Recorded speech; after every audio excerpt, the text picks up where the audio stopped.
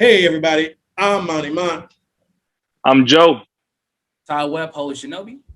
I'm Shep. And the Fast and Furious series, yes, we seen it.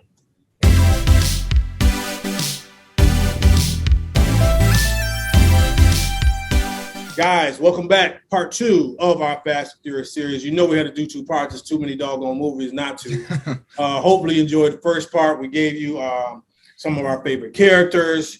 We gave you what we thought of the main character, Vin Diesel. We gave you our least favorite characters, a little controversy on that. Sorry, Luda. God, I can't. But we're going to move on. So we did want to, of course, give a shout out. It's crazy, too, because the younger guys like Shep, I know you didn't see the first one came out because you was probably 1 year old or 6 months. It came out in 2001. But for those that started with it, Paul Walker as Brian was the integral part. He was really him and, Dom were really, 1 and 1A with this series and developed it. And I'll tell you this, he found his niche with it. I wasn't a big Paul Walker fan until this. And like we kind of talked about with Dom and Vin Diesel, he really kind of came into it. I really loved him and Tyrese's chemistry in the second one. Tyrese is really trying his nerves and they're going back and forth, you know what I'm saying? And it's a great, I love that. And so, of course, we tragically lost him, unfortunately, and shout out a lot of fans, paid a lot of tributes, and we're going to get to that tribute scene coming up as well. But let me get you guys' opinions on what you felt about Paul Walker and then how they handled the loss of him throughout the rest of the series. I'll start with Joe. Yeah, I mean, you can argue, obviously, like everyone knows Vin Diesel for the Fast and Furious franchise, but Paul Walker is just as important in the series, especially like you said with the Too Fast, Too Furious. Like, Vin Diesel, like he's like the main guy, but Paul Walker to me kind of always added the more realistic side, because he was this, like his storyline was probably the most intense, being this cop who had to choose like if he's gonna stick with family or if he's gonna stay with the whole cop scene. So his whole like losing that to like this type of storyline, which uses a lot of effects, but usually I feel like use him for like the crux of the storyline was a huge blow, obviously. And as far as how they handled it, like I've seen like we've seen like different actors and whatnot like pass during the making of the movie. I think that they handled it excellent. Like in research, they're saying like they had to like rework a lot of that movie to fit, but the way that they did it, the whole driving off and what like the way that they reworked it with the CGI, like that was mad. I don't know who like their team, like marketing or whoever like constructed that, but it was a perfect way to send off. It was tastefully done. I think they had like his brother that was actually the one in the car. Like they did everything right. Like not like I don't want to spoil my top 3, but like a lot of people feel like that could have been the last Fast and Furious movie the way that they ended it. So I know a lot of the stuff is always based off of effects and stuff like that, but like what they did with Paul Walker throughout the first 7 movies was like that was perfect. No. I have to agree. They handled it very tastefully.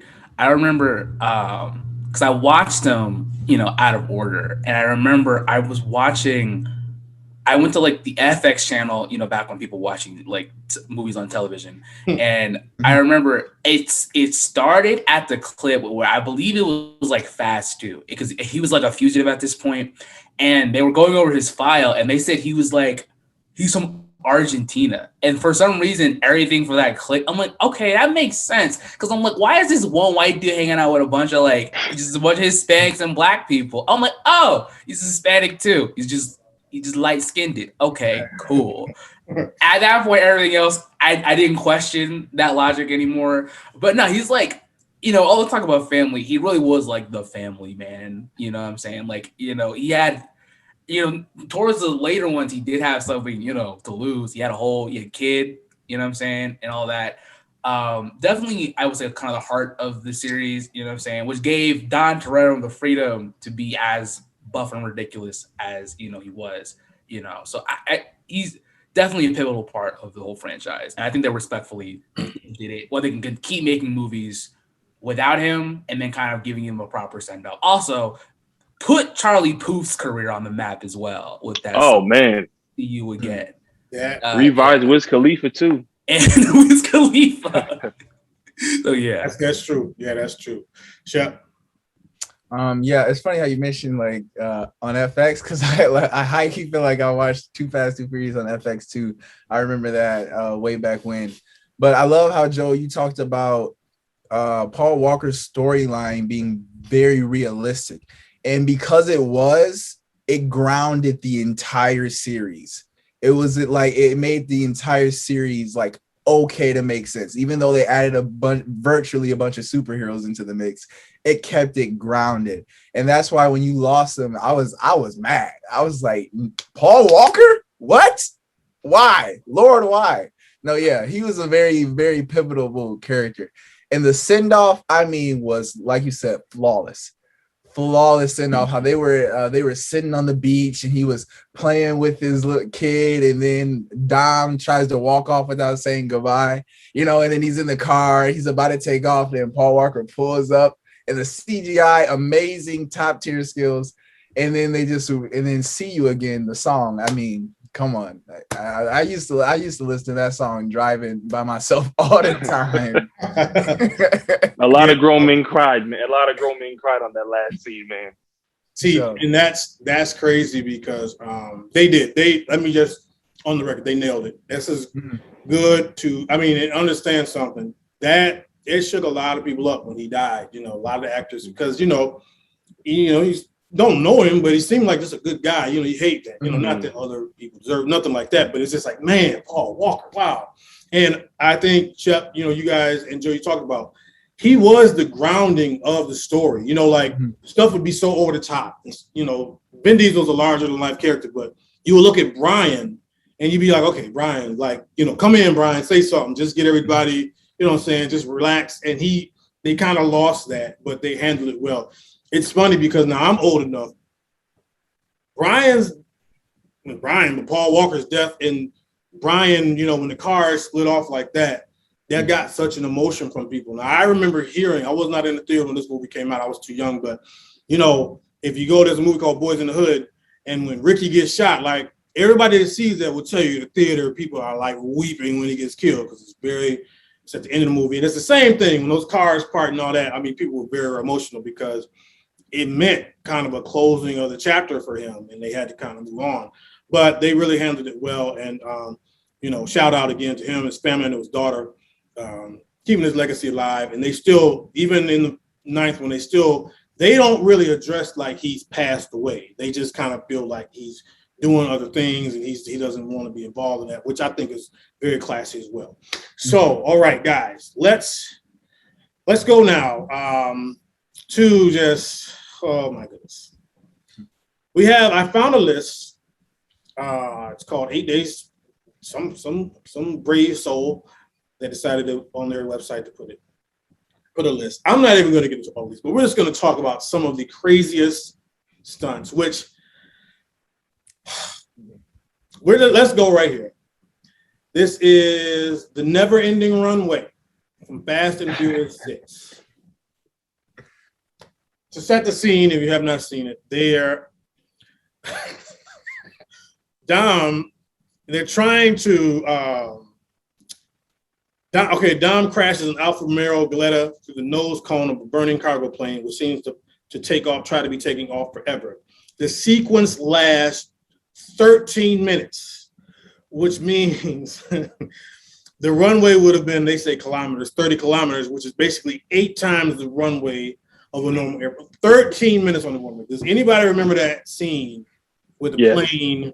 Okay, just free form. Give your thoughts. I mean, so that scene really was like, realism is really out the door. Like reality is completely gone now, and we're just doing whatever the heck we want. Now, I remember that scene so much because when I love, you've seen runway scenes in other movies before, and I like them. I like it's intense because everything's moving so fast and everything's, you know, based on time. But this one, There was no time limit, obviously, because you just had 13 minutes to keep on going. And I remember the losing. I can't remember her name. Gal Gadot's character. Oh yeah. Her dying, that really sucked. But after realizing, she had to go do Wonder Woman and all that stuff. That He's in really a lot of these movies too. Like I didn't going back and looking, I didn't know how pivotal of a character Gal Gadot's was. Oh, yeah. Like, yes, yeah. No, yeah, Han, because then that sets up Han going off to Tokyo, which sends the Tokyo Drift, and then him dying. Which, if you've seen the new movie, you find, not to be spoilers, but if you see the new movie, finds out he didn't actually die. I love that scene, that whole 13-minute scene. I mean, reality's out the door when the plane crashes and Dom walks out of the fire.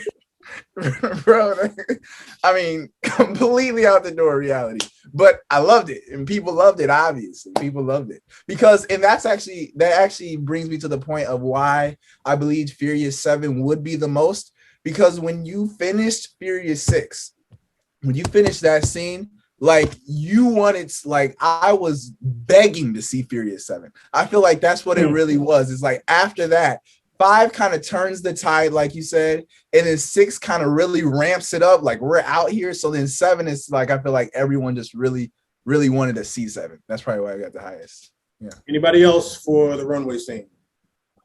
I just want to say Dodge dropped the ball in a big way. Because if I'm in the marketing, whatever, doing it for Dodge, I'm saying we're going to take this clip from Fast 7, having this grown man shoot out of a burning plane on a never-ending runway. We're going to throw this ad everywhere and just write Dodge on the black screen and then end it.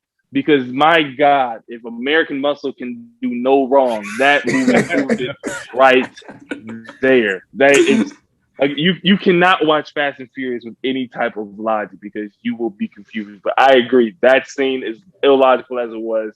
It's so many things that was happening. Like in the moment, though, that scene was great. I would agree. Go ahead, Shinobi. Oh no, it's definitely like the kind of like it's been ridiculous up until this point, but like Shep said, this is the reality is a suggestion zone. The laws of physics are a suggestion type of zone because everything that comes after this, you're surprised you don't see a transformer burst out of out of a car. Like I'm surprised. I've heard rumors because they're owned by the same franchise. That's the next. No. But you know what's funny about that? I'm sorry, that's going on a side tangent.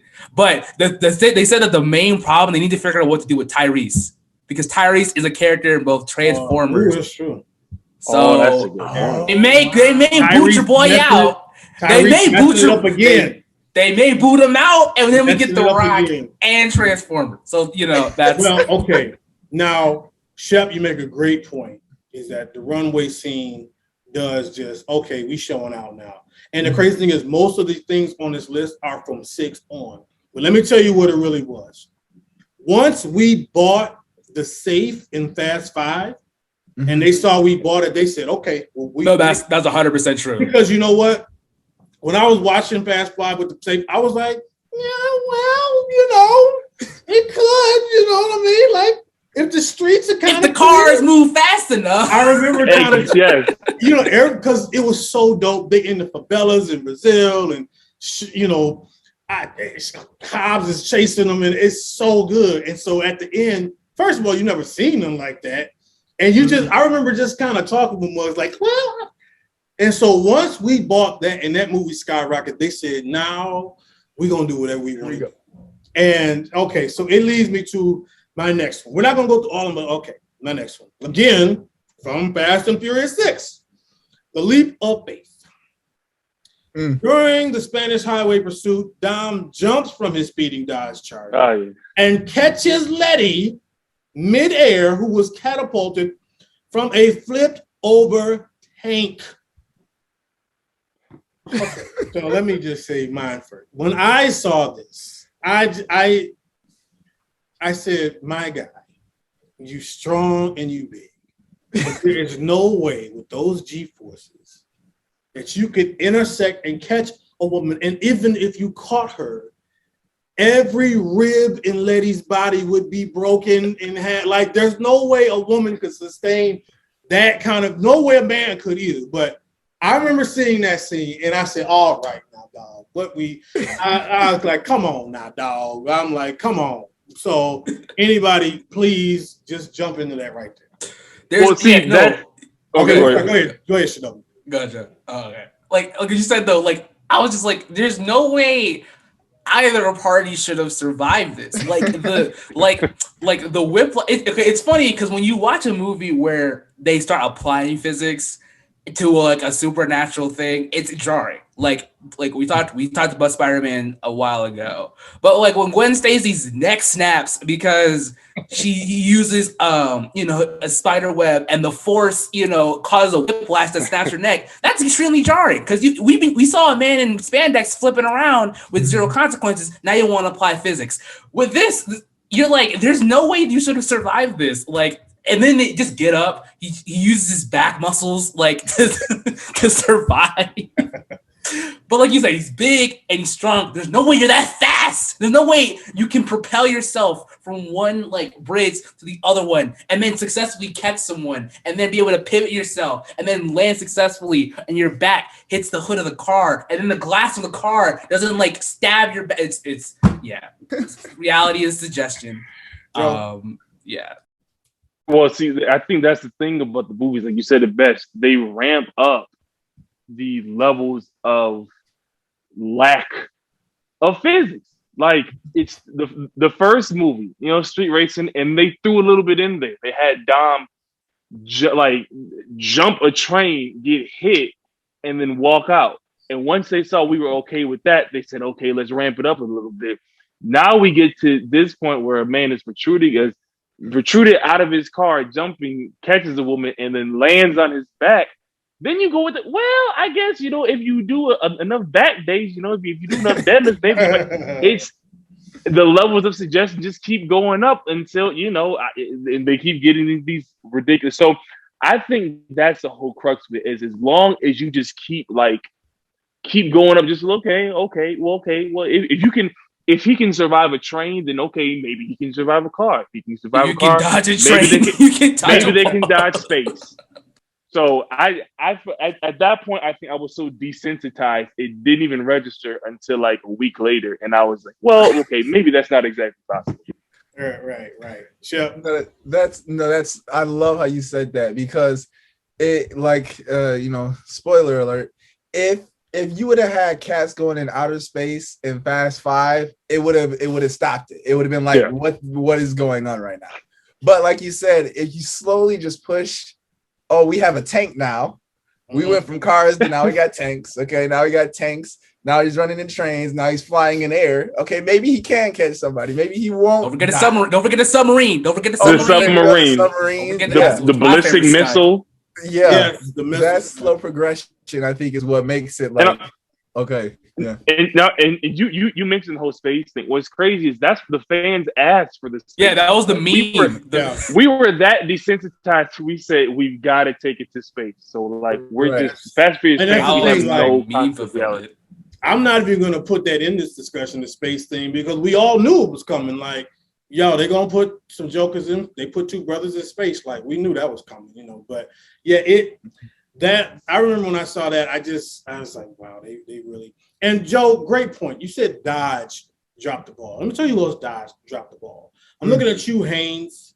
Like, who's sponsoring Dom's t-shirt? Like, nobody's jumping in on it. Like, if you could have Dom just be like, let me put on my Haynes t-shirt. Official. But the t-shirt remains on him the whole time. It's unscathed. That's the real superpower. That's what we don't know. That's the real superpower. It's the t-shirt. Nothing goes wrong when you got the t-shirt. Stays moderately clean for the most of the duration of the movie. Fruit of the Loom. What are y'all doing? All you're doing is messing with grease and diesel and dirt and blood, and that joint stayed clean. My guys, you could have had 9 movies of free promotion with this dude. That's all he wears. Okay. All right, we're going to get to one more stunt. Now, this one, I literally almost got up and left. I said, now, hold on. Dom where he's and going. Brian drive their Lycan Hypersport from one skyscraper, Oh. the Ether Towers in Abu Dhabi, into another. Yes. And then from that building, they drive it into another. Yes. Now, this is why I can't really give this website much credence, because they didn't go on to say some physicists believe the stunt under the right speed, weight, and wind conditions is actually doable. Okay, so you guys, I'm never going to this website again. Now move on. No, but there were videos. There were videos trying to prove whether or not you could successfully jump a car from one. I remember because like that scene was so like, okay, we know physics is a suggestion, but like, could you pull it if a car was fast enough? Like, use off the nose. Is this possible? Like, people were like, but it's not even about that. Okay, understand something. 88 people would be dead if you did this mess. This is true. This is true. From somehow got the MGM Grand close enough to the wind, close enough to Mandalay Bay, the death toll would be unreal. I'm not saying a car's coming down stop it. And I remember I just said, oh, what y'all doing? That's me. Like that's you know what's funniest about that whole scene though? And it's the fact that it's the little details of what happens. One, they jump out the building in a straight line, which that cracks me up so much. And then the tires are still spinning as if they're driving on air. That always gets me every time they do a close up on the tires. I think. Go ahead, Joe. Oh, I was saying, I think the best part about that is they found a way. Like everything, somehow the world still revolves around cars. Like this God's eye thing. Why would it be so in someone's car? Why would it be in this supercar? And why would this supercar be perfectly positioned to just drive off from building to building? It's like they say, okay, we're gonna put it in a car. Okay, how much more ridiculous can we make it? All right, let's have it drive from one building to another. Okay, can we do anything else? You know what? We're gonna cut the brakes out. Why the brakes cut out of it? I don't know, but we're gonna have it go into another building. Like it's like they're like they suggest a stunt with a person. They're like, what if we did it with a car? Like we want Dom to jump from a building, but like, what if we did it with a car? We want Dom to have a grappling hook, and wrap around. Yeah, what if we had a grappling hook on a car, like on the hood of the car? Like what if we did that? You know what's crazy about that scene though? It's like everyone talks about like the jumping through buildings, but like 2 minutes before they start jumping through buildings, Dom picks up the car and holds it for an extended period of time. I forgot about that. He sure did. Why Paul Walker is underneath this doing God knows what, just up there, because we didn't know he was a mechanic. Who's throwing hands with Ronda Rousey in that scene 5 minutes before that though? Oh yes, because that whole sequence was dope. I was hyped to see Ronda Rousey in this movie because I know somebody's throwing hands with somebody. That was dope. That's a great So all right, let's trend. So that was the ridiculous stunt list. We didn't have some from the ninth one that people haven't seen. This was we already told you to go into space. Tarzan swing. God help you. But Shinobi, you bring up a great point. Ronda Rousey in 7, it was a huge deal. Again, this franchise started in 2001. I told you, Ja Rule was in it. And back then, that was a big deal. It's been so long, we've seen pop culture, people rise, they fall, blah, blah, blah. And Ronda Rousey going to fight somebody. And I remember, I was like, okay, sign me up for that, because she was a monster at that point. And you kind of see with such longevity, you can kind of watch these movies. Again, at one point, Bow Wow being in the movie was a big deal. Like Bow Wow was hot. You know what I'm saying? Like it was a really big deal. And people kind of come and go and all of that stuff. And it does resonate. It does resonate. Because I remember she fought, was that Gina Carano? No. Wait. No, that was Letty. No, right. Yeah. Letty? Yeah, it was Letty. Yeah, she sure did. Okay. Yeah, that's why I like Letty. Letty ain't for no game. But and so it's a lot. It's a lot that goes into it as well. So speaking of fighting, let's now talk about the crew's fighting skills, how they've progressed. Again, these street races. The only person from the first one till now that we're gonna give any plausibility to is Vin Diesel, big guy. Fine. And the thing about it, I like Vin Diesel, he still fights the same way. He's just punching people and stuff. Like, cool. He's not adding like hurricane spin kicks, you know what I'm saying, and like arm bar, like this Muay Thai techniques to his this combos that is happening now. Okay, Shep, give us some sunshine. Give us the plausibility of why they should be as good a fighters as they are. Go ahead and give it to them. The only two I would say Vin Diesel, yes. Also Paul Walker, because he was a cop. So I think he had a little bit of training. That kind of makes sense. The funny thing is you didn't see any of them fighting until like, I don't know, 9. They just turned the plot asked for all it. the way. Like I was like when they like it even got me. I was like, wait a second, Mia is piecing up a full-blown 225-pound dude. I'm like, he whooping a professional mercenary. Okay. It came out of nowhere. That and then Mia and then the ludicrous rice-a-roni this whole time. She just stepped out on 9 just to fold the Joker up. Stop it. And then Ludacris, when he's in the background, in the back on the computer, some guy rolled up. All of a sudden, he's the jack of all trades. I'm telling you, man. He's the jack of all trades. Let me just say this: Ludacris folding mugs. Yes. That's like okay. You know what it is? That's like okay. The dude at Geek Squad, you find out he also in the MMA.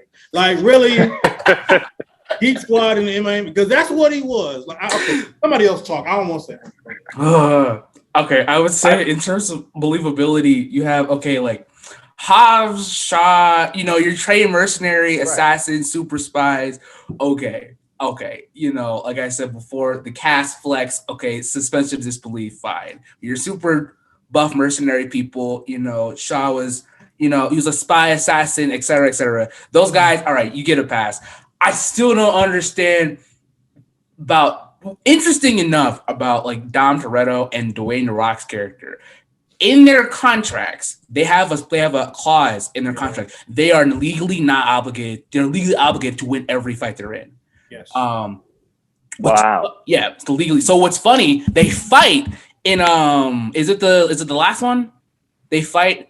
So if you notice, they're just throwing each other into brick walls and back and forth because if they fight, it has to come out a draw or a standstill. It's in their contract. They cannot lose a fight on screen. So if you just see Don Toretto just throwing jokers or whatever, and then he's hit with an equal amount of because The Rock also can't lose a fight on screen. So that's why you just see him he tackles him into a door, and he's so big that his head hits the door frame in like the Knife movie.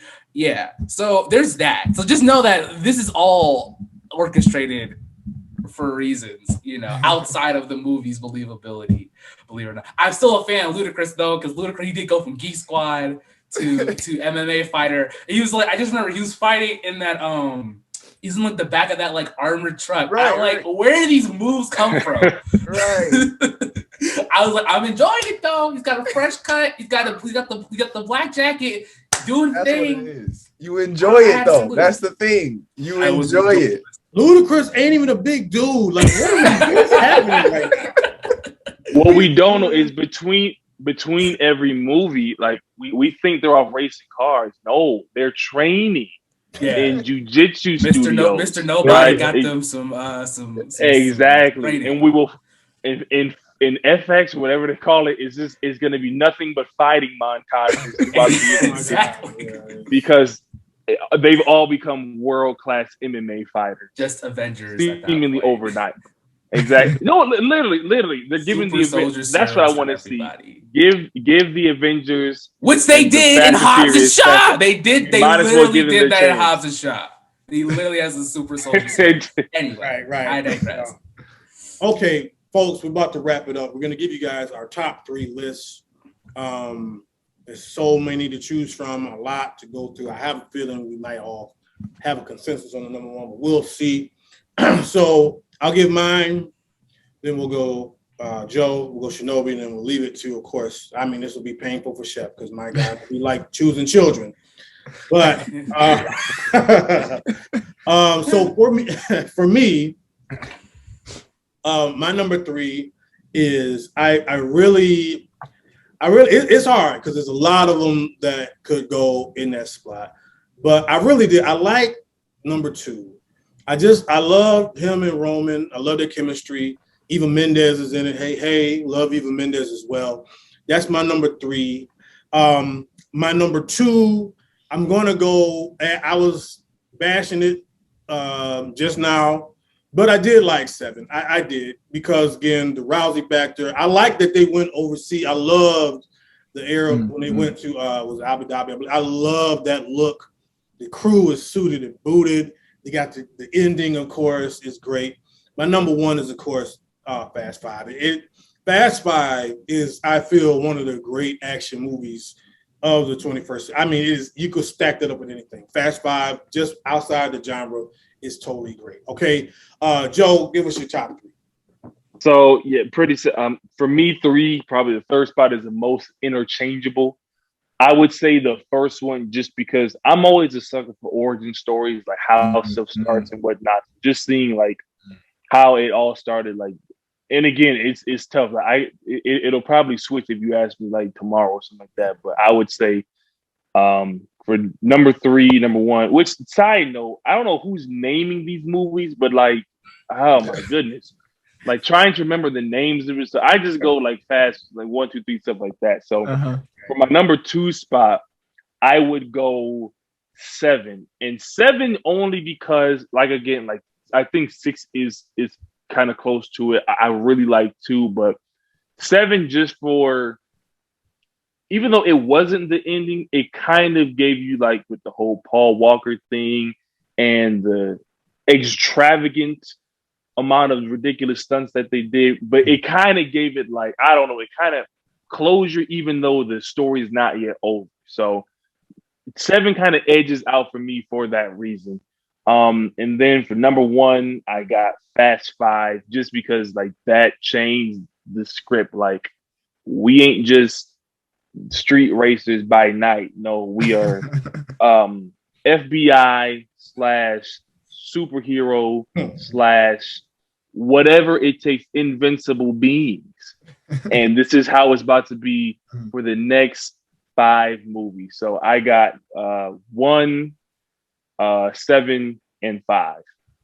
All right. Shinobi. So on number 3, I have 6, just because that's like it defines the rest of the era, for the next ones. I got 7 for my number 2 for reasons I already know, and I got Fast Five for number 1, just because like that Fast Five was the one where I took this franchise serious. Like Joe said, we ain't just street racing no more. We're spies, or whatever the plot needs us to be, and we're going to look cool doing it. So I put 5 at the top of my list. All right, Shep, can you do this? Can you get through this? You're gonna be all right. I think I can. Like Joe said, the third one is most interchangeable spot. I love story, right? You gotta tell me a story. So I'm going for the third place. I'm going to pick the first one because it's the original, right? You started the story, right? Everything else followed after, but everything is based off of that original story. So I have to put that in the third spot. Number 2, this is going to be controversial, but I'm going to explain why. Okay. For my number 2 spot, I'm going to put The Fate of the Furious. Now, I can understand this is potentially controversial, but you got to realize in The Fate of the Furious, they introduced the villain that's been behind everything since 6. So you have to realize she's been behind all the villains through the last 3 movies. So then when we finally get to see her, when she finally shows her face, I feel like it takes the franchise to a whole nother level of evil, if I can put it like that. And I almost want to change my supporting character, number 1 supporting character, to her, because she kind of does that. I forget what they call it. Infatal, I think it is, when it's like a evil female mastermind. Yeah, Femme Fatale. Yeah, she feels that character so much and provides initially an antagonist to Vin Diesel that we may think that he potentially can't match. And then number one, of course, is Fast Five. Like, it changes the tide of the whole series. Fast Five is legendary. I wanted to go rob a bank after that. It was just, Fast Five was amazing. So yeah. Yeah, well, there you go. I had a feeling Fast Five would be all of our consensus, but some good picks there. Guys, I want to thank you. We are done. Shout out, of course, to the cruise travel agent, because I don't half the time they wanted, and they just travel the whole world with seemingly ease. But anyway, I want to thank all my people. Joe, shout out, thank you. Shinobi, thank you. I know, again, Shep, thank you guys as well. This is We Seen It, man. This new show coming out, man. We have unlimited content, so I'm never worried about that. That's why I want to do something like this. You'll see us back again, different configurations and all that. We got much more to hit. We got shows, we got movies, we got previews, reviews, all that stuff. Go to We Seen It on Instagram. Check it out on the Mighty Sharp Network as well. I appreciate you, fellas. And you guys know what to do. Be blessed and stay sharp.